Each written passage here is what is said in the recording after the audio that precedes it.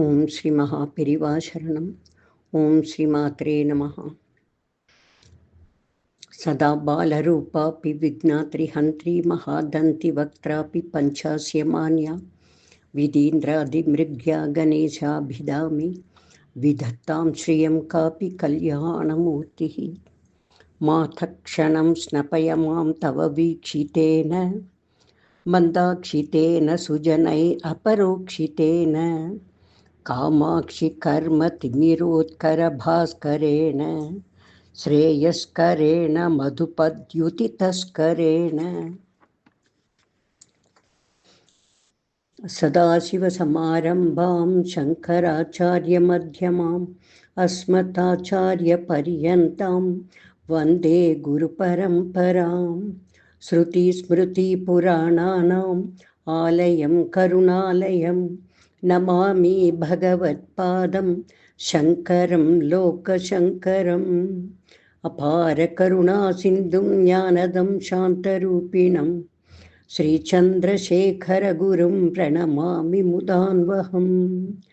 ஐங்கார ஹ்ரீங்கார ரகஸ்யயுக்த ஸ்ரீங்கார கூடார்த்த மகாவிபூஜ்ய ஓங்கார மர்ம பிரதிபாதினீभ्यां நமோ நம ஸ்ரீ குரு பாதுகாभ्याம். இனி 54வது ஸ்லோகம். தேவியின் கண்களின் மகிமை. பவித்ரீகர்த்தும் நஹ பசுபதி பராதீன ஹிருதயே தயாமித்ரைர் நேத்ரைஹி அருணதவலஸ்யாமருச்சிபிஹி நதஷோணோ கங்கா தபனதனயேதி த்ருவமமும் த்ரயாணாம் தீர்த்தானாம் உபநயசி சம்பேதமனகம்.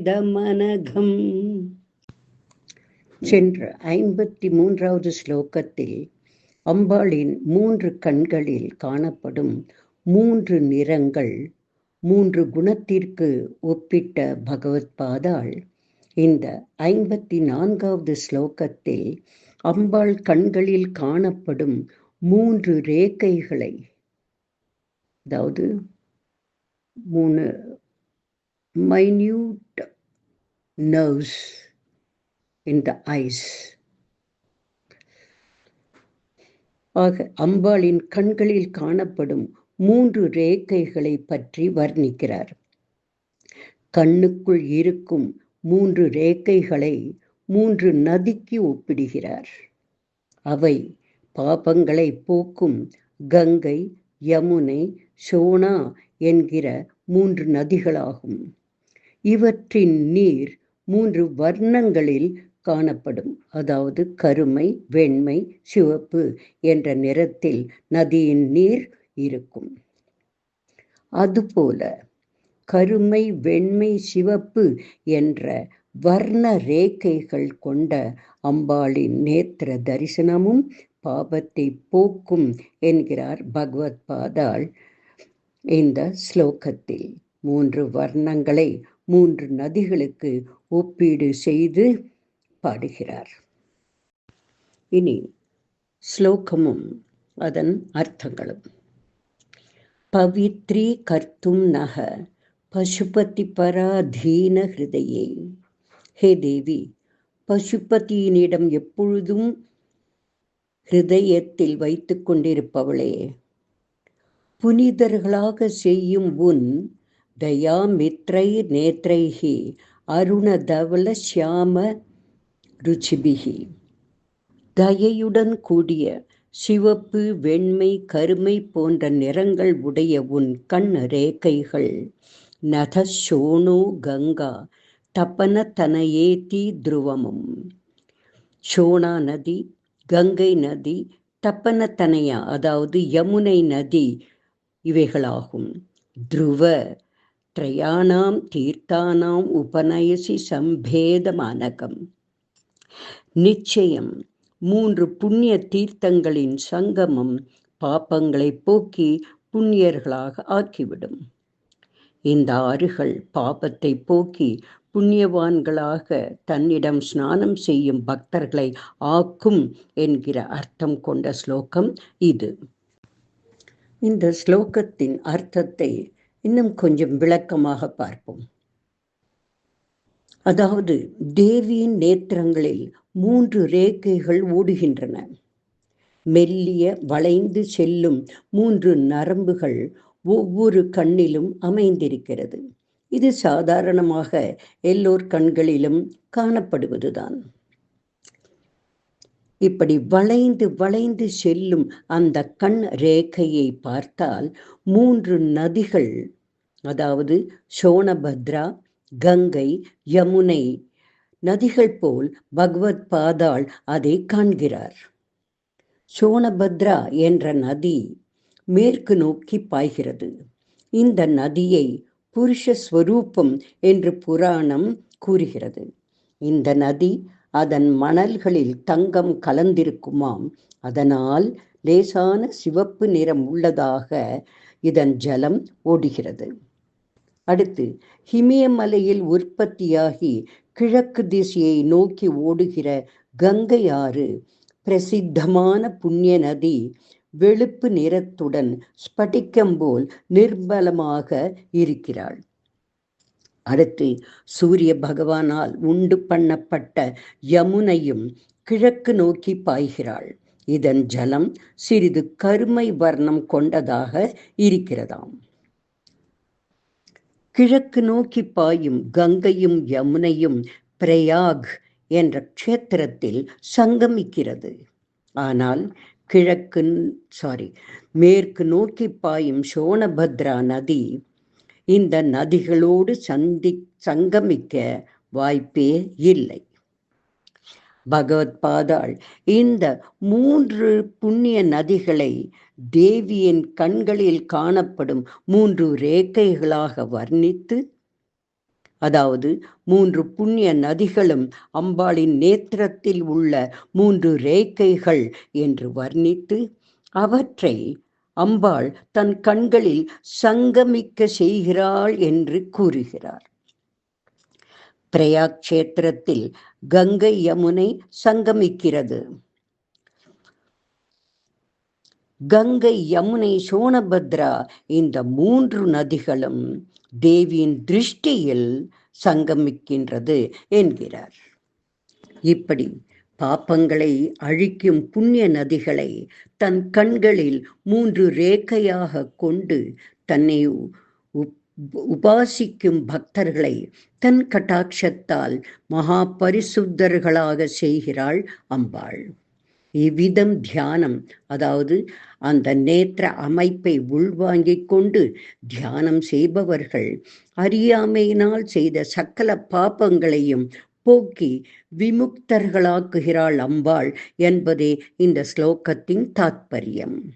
இந்த ஸ்லோகத்தை பக்தியோடு பாராயணம் செய்யும் ஸ்திரீகளுக்கு கர்ப்ப சம்பந்தமான ரோகங்கள் நிவர்த்தியாகும் என்று பல ஸ்ருதியில் பகவத் பாதாள் அருளியிருக்கிறார். ஓம் தத் சத்து. இனி 55வது ஸ்லோகம். நிமேஷோன்மேஷாभ्यां பிரளய உதயம் யாதி ஜகதி தவேத்யாஹுः சந்தோ धरणिधरराजन्यतनये त्वदुन्मेषाज्जातुं जगदि तमशेषं प्रलयतः परित्रातुं शङ्के परिहृतनिमेषतव दृशः. சென்ற 54வது ஸ்லோகத்தில் தேவியின் கண்களின் 3 ரேகைகளை 3 புண்ணிய நதிகளாக பாவித்து எப்படி இந்த நதிகளின் ஜலம் பாப்பத்தை நீக்கி புண்ணியத்தை தருமோ, அதுபோல் தேவியின் கண்களையும் அதன் 3 ரேகைகளையும் தியானிப்பவர்கள் புண்ணியாத்மாக்களாகிறார்கள் என்று பகவத் பாதாள் சொல்கிறார். இந்த 55வது பாடலில் அம்பாளின் கண்கள் இமை மூடாமல் எப்பொழுதும் திறந்தே இருக்குமாம். அதற்கு காரணம், தேவி தன் கண்களை மூடிவிட்டால் உலகம் அழிந்துவிடும். இதை தவிர்ப்பதற்காக, ஜகத்தை ரட்சிப்பதற்காக இமை கொட்டாமல் இருப்பது அவளுடைய பரம கருணையை காட்டுகிறது என்கிறார் பரமாச்சாரியாள். இனி ஸ்லோக வரிகளும் அதன் அர்த்தங்களும். நிமேஷூன் மேஷாபியாம் பிரளய உதயம் யாதி ஜகதி. ஹே தேவி, நிமேஷூன் மேஷாபியாம், அதாவது மேஷா என்றால் கண்களை திறப்பது, உன்மேஷா என்பது கண்களை மூடுவது. நிமேஷூன் மேஷாபியாம், கண்களை திறந்து மூடுவது என்பது பிரளயம், அதாவது நாசத்தையும், உதயம் சிருஷ்டியையும் அடைகிறது இந்த ஜகம். தவேத் யாஹுஹு சந்தோ தரணிதர ராஜன்ய தனையே. தரணிதர ராஜன்ய தனையே, ஹே பர்வதராஜனுக்கு புத்திரியே, இந்த பூமி நாசத்தையும் சிருஷ்டியையும் அடைகிறது. த்வதுன்மேஷா ஜாத்தம் ஜகத் அசேஷம் பிரளயதா. தாங்கள் கண்ணை திறந்ததால் உண்டான இந்த சமஸ்தமான லோகத்தை பரித்ராத்தும் சங்கே பரிஹிருத நிமேஷாக தவத்ருஷக. தாங்கள் கண்ணை திறந்ததால் உண்டான இந்த சமஸ்தமான லோகத்தை ரட்சிப்பதற்கு நிமேஷமே இல்லாமல், அதாவது இமை கொட்டாமல் கண்களை திறந்தே வைத்திருக்கிறீர்கள் என்று எண்ணுகிறேன் என்கிறார் பகவத் பாதா.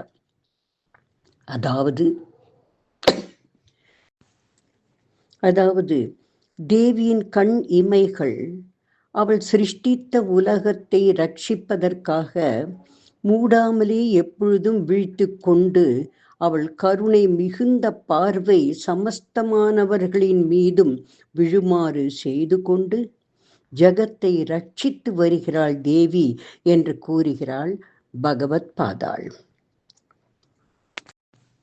நமது வேதாந்தத்தில் சிருஷ்டி சுருஷ்டி என்கிற ஒரு கான்செப்ட் உண்டு. அதாவது கண் திறக்கப்படும் பொழுது லோகம் தெரிகிறது, மூடும் பொழுது லோகம் தெரிவதில்லை. இது அனைவருக்கும் ஏற்படுவதுதான். இந்த திருஷ்டி சிருஷ்டி தத்துவத்தை தேவிக்கு பொருத்தி பகவத் பாதாள் தேவியின் திருஷ்டியில் சிருஷ்டி ஏற்படுகிறது என்கிறார். அதாவது அம்பாள் கண் திறந்து பார்க்கும் பொழுது லோகம் சிருஷ்டிக்கப்படுகிறது. மேலும் அவர் அம்பாளிடம், ஹே பர்வதராஜ புத்திரியே, இந்த திருஷ்டி சிருஷ்டி தத்துவம் கூறுவது என்னவென்றால், உன் நேத்திரங்களை நீ திறக்கும் போது லோகம் உண்டாகிறது, நீ மூடும் பொழுது லோகம் அழிகிறது என்பதை நான் புரிந்து கொண்டேன். இந்த ஜெகம் எப்பொழுதும் சௌபாகியத்துடன் விளங்க வேண்டும் என்று நீ நினைத்துத்தானே உன் கண்களை மூடாமலே வைத்திருக்கிறாய். இது உன் பரம கருணையை காட்டுகிறது என்று பகவத் பாதாள் ஸ்தோத்திரம் செய்கிறார். இவ்விதம் தேவியின் திருஷ்டி மகிமையை தெரிந்து கொண்டு தேவியை உபாசிக்கின்றவர்களுடைய சௌபாகியம் மேன்மேலும் விருத்தி ஆகிக் கொண்டு வரும் என்கிறார் பகவத் பாதாள். லலிதா சஹஸ்ரநாமம் இதையே கூறுகிறது. உன்மேஷ நிமிஷோத்பன்ன விபன்ன புவனாவளிகி என்று அம்பாளின் திருஷ்டி மகிமை வர்ணிக்கப்படுகிறது. ஓம் தத் சத். இனி 56வது ஸ்லோகம். தவா பர்ணே கர்ணே ஜபநயன பைசுன்ய சகிதா நிலீயந்தே தோயே நியதமனிமேஷா சபரிகாஹ इयं च श्रीर्बद्ध शतपुटकवाटं कुवलयं जहाति प्रत्यूषे निशिच विगढय्य प्रविशति. முன் ஸ்லோகத்தில் அம்பாளின் கண்கள் லோக சம்ரட்சணைக்காக மூடப்படாமல் திறந்தே இருக்கும் என்று சொல்லப்பட்டது. இந்த 56வது ஸ்லோகத்தில் அம்பாளின் கண்கள் காது வரை நீண்டிருப்பதற்கு காரணமே மீனை பற்றியும் லக்ஷ்மி தேவியை பற்றியும் அம்பாளிடம் கோல் மூட்டத்தான் என்று மிக சுவாரஸ்யமாக கற்பனை செய்து ஸ்துதிக்கிறார் பகவத் பாதாள். இனி ஸ்லோக வரிகளும் அதன் அர்த்தங்களும். தவ அபர்ணே கர்ணே ஜபனைன பைசூன்ய சகிதா. அபர்ணே, ஹே தேவியே, காதுவரை நீண்டிருக்கும் உன் கண்கள் மீன்களை பற்றி காதுகளிடம் கோல் சொல்வது போல் இருக்கிறது. நிலியந்தே தோயே நியத்தமணி மேஷா சபரிகாகா. இதை பார்க்கும் ஜலத்தில் இமை கொட்டாது மறைந்து வாழும் பெண் மீன்கள் பயப்படுகிறதாம். தேவியின் மூடாத கண்களை மீனுக்கு சமமாக இருப்பதால் கூறுவதால் மீன்கள் பயப்படுகிறதாம். இயம் ச ஸ்ரீர் பத்த சட்டபுட்டக வாட்டம் குவலயம். கண்களில் உள்ள லக்ஷ்மி தேவியும் தளங்களாகிய கதவுகளால் மூடப்பட்ட நீலோத்பல புஷ்பத்தை விடியற் காலையில் ஜஹாதி பிரத்யூஷே நிஷிச்ச விகடையா பிரவிசதி. அதாவது தளங்களாகிய கதவுகளால் மூடப்பட்ட நீலோத்பல புஷ்பத்தை விடியற் காலையில் விட்டு புறப்படுகிறாள். நிசிச்ச விகடைய, இரவில் மீண்டும் புஷ்பத்தை திறந்து கொண்டு பிரவேசிக்கிறாள் லக்ஷ்மி தேவி. அதாவது நீலோத்பல மலரில் வீற்றிருக்கும் லக்ஷ்மி தேவியானவள் பகலில் அந்த பூவை விட்டு வெளியேறி அம்பிகையின் நேத்திரங்களில் வந்து புகுந்து கொள்கிறாளாம். இரவில் அங்கிருந்து புறப்பட்டு நீலோத்பல புஷ்பத்திற்கு வந்து விடுகிறாளாம். இப்படி லக்ஷ்மி தேவி நீல தாமரை புஷ்பத்திலும் அம்பாளின் நேத்திரங்களிலும் பகல் இரவில் மாறி மாறி சென்று கொண்டிருப்பதையும், மீன்களின் திறந்தபடி இருக்கும் கண்களுக்கு அம்பாளின் கண்களை ஒப்பிடுவதால் அம்பாள் இவர்கள் மீது கோபம் கொண்டு சம்ஹரித்து விடுவாளோ என்று பயந்த மீன்கள் நீரில் அமிழ்ந்து வாழ்கிறதாம். இப்படி ஒரு அற்புதமான கற்பனை செய்து ஸ்தோத்திரம் செய்கிறார் பகவத் பாதாள்.